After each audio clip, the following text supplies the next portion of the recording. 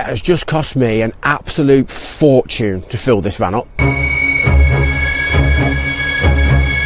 If I look back at my bank statements from just a couple of years ago, the amount I just paid at that till would have easily covered my fuel for the week. And a week's worth of food. And maybe even a few pints at a country pub.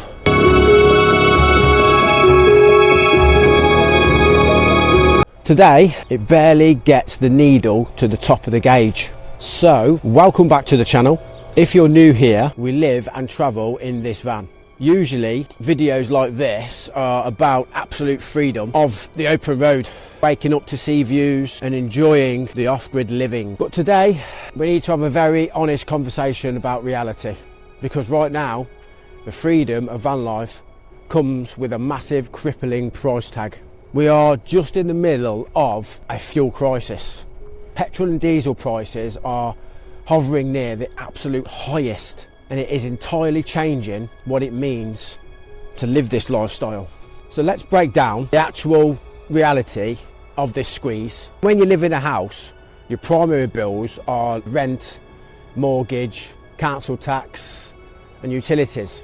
But when you live full-time in a van, diesel is your rent, it's your electricity and it's your freedom to move. A year or two ago, I could budget a reasonable amount each month for diesel, and that allowed us to chase the good weather, drive up to the Scottish Highlands or nip down to Cornwall on a whim. Now my monthly budget is nearly double, and that doesn't just mean I have less money in my pocket, it changes the entire day-to-day operation of living in a vehicle. It dictates where you can sleep. Can we afford to drive that extra 20 miles into the bloody hills for a quiet park up? Or do we have to just settle for a noisy lay-by next to an A-road to save a few quid? It affects how far we can travel and free tap to fill up our water tanks, or where we go to buy cheap groceries. Hello, Rowan. Mental stress of constantly watching the fuel gauge drop is real. Every time I turn the key in the ignition, all I see these days is just pound coins flying out the bloody exhaust pipe. So the question is, why is it costing us all so much right now? I don't know about you, but if you remember the bizarre days of 2020, there was a point where a barrel of oil was practically worthless. Nobody was driving, the world just stopped. And I remember filling up at the supermarkets for just over £1 a litre. It was the cheapest we'd ever seen in this bloody generation. So fast forward to today, and it's completely a different world. We are dealing with heavy geopolitical tensions. The global oil market is incredibly fragile right now, reacting to ongoing conflicts around the world and massive shifts in production. When major oil producing nations like Saudi Arabia and the wider OPEC group decides to cut back on how much oil they pump out, or when they clash over trade policies with countries like the US, the global supply shrinks. When the supply shrinks, the wholesale price of oil shoots up. And then of course, there's the UK tax system. A massive chunk of what you pay at the forecourt is basically fuel duty and VAT. Before the fuel even goes in to your tank, the government has taken their cut. When the global prices spike due to all the overseas tension, the customer takes the full force of the blow. Trust me. We are van lifers. The whole point of this lifestyle is being adaptable. We just don't pack up and go home when things get tough. Mostly because, well, the van is our home, innit? So the question is, how do we survive this? How do we just keep going and doing the thing we love without going bankrupt? Here is what we are changing right now. So number one, what we're doing is slowing up the travel. The days of waking up in Wales on a Monday and then driving down to the Peak Districts on a bloody Wednesday, they're long gone. Instead of moving every 2 or 3 days, we are basically just finding an area we love and staying put. Come on! We are probably moving once every 2 or 3 days, but not very far. just find a nice little park up where I'm not bothering nobody, and we probably stay there. It forces you to actually explore an area on foot or bike rather than just treating it as a quick photo opportunity. Number 2 is hypermiling. I've become completely obsessed with squeezing every single mile out of a gallon of diesel.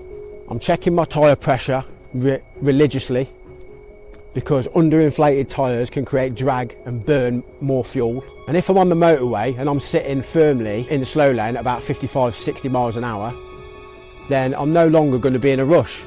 I will happily just tuck in, safe distance beyond the lorry, and just cruise all the way. The difference in fuel consumption between doing 60 and 70 miles an hour in a heavy, unaerodynamic van is staggering. We are using technology to fight back. I never fill up without checking an app or petrol prices first. I will happily take a 10-minute detour if it means me saving 5 or 6 pence on the litre. Good luck finding that these days. Because when you're filling up an 80-litre tank, it all adds up. And that extra savings you could add up to like 3 meal or something, or a few beers. And let's not forget the hidden cost that non-van lifers don't think about. The heating. Fuel isn't just driving. My diesel heater keeps us alive when it's freezing outside.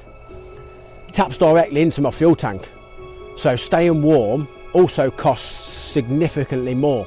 We are relying a lot more on thick blankets, hot water bottles, or just wrapping up the dog in jumpers rather than just blasting on the heater full at night. People also ask me all the time if I think everyone should switch to electric vans, and to be quite honest, the infrastructure just ain't there yet for full-time van lifers that are off grid anyway.